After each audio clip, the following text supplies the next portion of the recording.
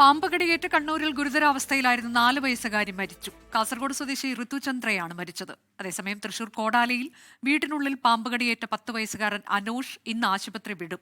അനോഷിന്റെ സഹോദരൻ ആൾജോ പാമ്പുകടിയേറ്റ് മരിച്ചിരുന്നു. തിങ്കളാഴ്ച വീടിന് സമീപം കളിക്കുന്നതിനിടയിലാണ് ഋതുചന്ദ്രയ്ക്ക് പാമ്പുകടിയേൽക്കുന്നത്. ആദ്യം പരിയാരം മെഡിക്കൽ കോളേജിലും പിന്നീട് കണ്ണൂരിലെ മിംസ് ആശുപത്രിയിലും പ്രവേശിപ്പിച്ചെങ്കിലും സ്ഥിതി വഷളാവുകയായിരുന്നു. ഇന്നുച്ചയോടെ കുട്ടിയുടെ മരണം സ്ഥിരീകരിച്ചു. വീടിന് സമീപത്ത് നിന്ന് മൂർഖനാണ് കുട്ടിയെ കടിച്ചതെന്നാണ് വിവരം. കാസർഗോഡ് എളേരിത്തട്ടിലെ ശരത് അജിത ദമ്പതികളുടെ മകളാണ് മരിച്ച ഋതുചന്ദ്ര. അതോടൊപ്പം സംസ്ഥാനത്ത് ഇന്നലെ മാത്രം റിപ്പോർട്ട് ചെയ്ത പാമ്പുകടിയേറ്റ കേസുകൾ 9 ആണ്. 3 പേർക്ക് കോഴിക്കോട് ജില്ലയിൽ മാത്രം പാമ്പുകടിയേറ്റു. പാമ്പുകടിയേറ്റെന്ന് സംശയിക്കുന്ന 15 കേസുകളും റിപ്പോർട്ട് ചെയ്തിട്ടുണ്ട്.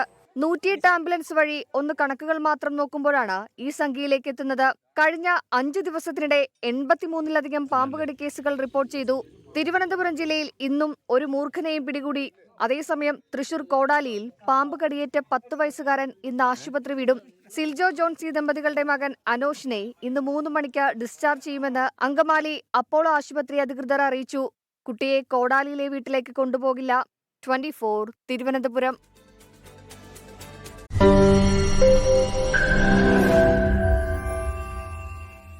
ലോകത്തെവിടെയായാലും ഏത് സമയത്തും 24 വാർത്തകളും ഓഗ്മെന്റഡ് റിയാലിറ്റി പാക്കേജുകളും എക്സ്പ്ലെയിനറുകളും വിശദമായി കാണാൻ ഞങ്ങളുടെ യൂട്യൂബ് ചാനൽ നിങ്ങൾക്ക് സബ്സ്ക്രൈബ് ചെയ്യാം.